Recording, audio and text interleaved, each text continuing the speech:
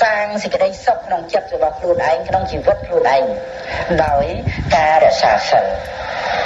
នឹងសិលនឹងទៀតជាឈ្មោះនៃសេចក្តីសុខនឹងតែហ្មងព្រោះតើតែសុខឯងបានអាចកើតសិលបើចិត្តនឹងមិនសុខទេមិនអាចកើតសិលបានទេសុខហើយបានមិនទៅសម្លាប់គេណាសុខហើយបានមិនទៅលួចគេសុខហើយបានមិនទៅប្រព្រឹត្តខុសក្នុងកាមេហើយអាសុខនឹងឯងដែលជាពូជសុខក្នុងបច្ចុប្បន្ននឹងជា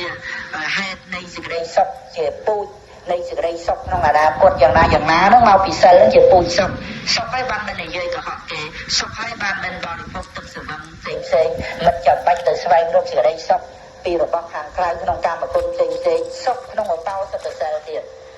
សុខហើយណាបានជាមិនទៅធ្វើនៅអំពើឆ្លំឆ្គងផ្សេងជាខាងក្រៅហ្នឹងញាតិញោមត្រូវចាំថាមនុស្សយើងដែលស្វែងរកសុខមកពីមានទុក្ខណា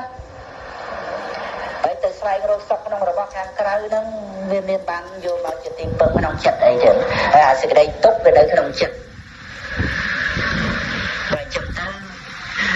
សេចក្តីទុក្ខហ្នឹងវាកាន់ទៅមុំទៅទុំទៅហើយវាផ្ទុះចេញទៅធ្វើឲ្យបរិយាកាសសង្គមហ្នឹងតាមទឹកទៅមែនទេដោយសារតែវាផ្ទុះចេញអំពីចិត្តនៃមនុស្សយើងនេះឯង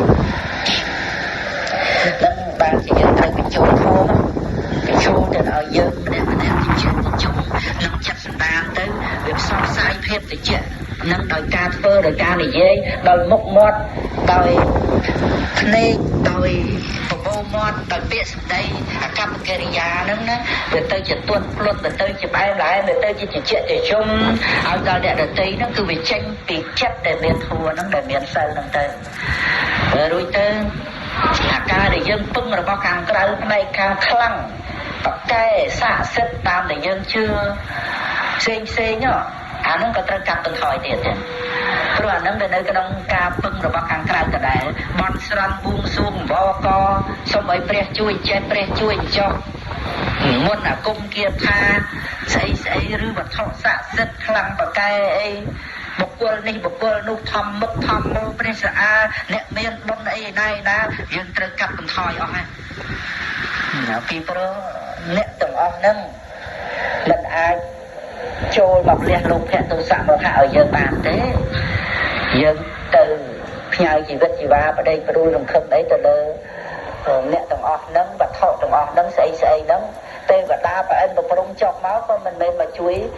សម្អាតចិត្តឲ្យយើងបានដែរមានតែខ្លួនយើងដែលអាស្រ័យព្រះធម៌បដិបត្តិកម្ចាត់នៅកិលេសក្នុងចិត្តសន្តានដូច្នេះគឺច្បាស់លាស់ 100% ទៅចឹងតែហ្មងទៅយើងមានពឹងអីរបស់ខាងក្រៅនឹងកើតទៅតែរឿងពឹងដូចជាថាយើងពឹងបងប្អូនម៉ែឪអីជួយគ្នាអីចឹងដោយសង្ឃហធម៌អី